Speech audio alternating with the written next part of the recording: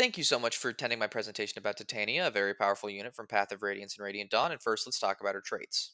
Titania, in Path of Radiance, is often considered the best unit in the game. She joins you very early in part 3 of the prologue, and unlike Gatry and Shinon, she doesn't leave for several chapters once it's over. Titania's bases are pretty alright for level 1 Paladin, but nothing exceptional, which would lead most people to believe she falls under the role of a typical early game Paladin of being very powerful but falling off or stealing needed experience from units who need it more to grow.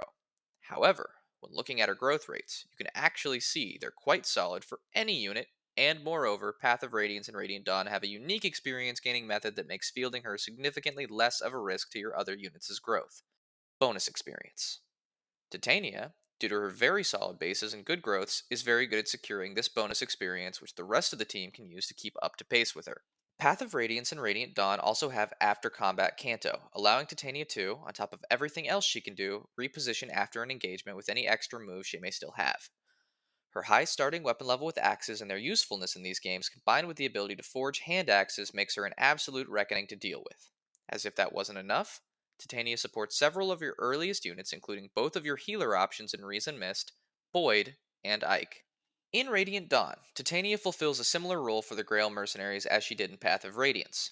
However, all of the Grail mercenaries got a bit of a facelift in this game, and you don't actually get to play as any of them until significantly later in the game. While Titania is still decent when she joins in Radiant Dawn, she is much less of the killing force she was in Path of Radiance.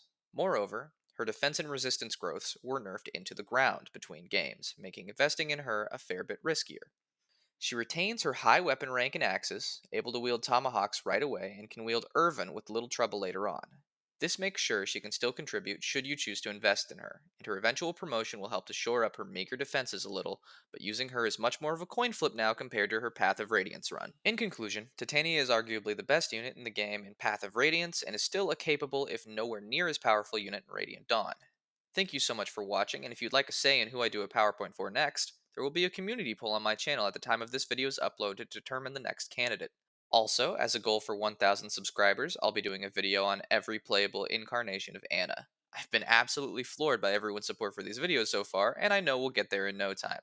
Don't forget to like and subscribe if you haven't already, and have a great rest of your day.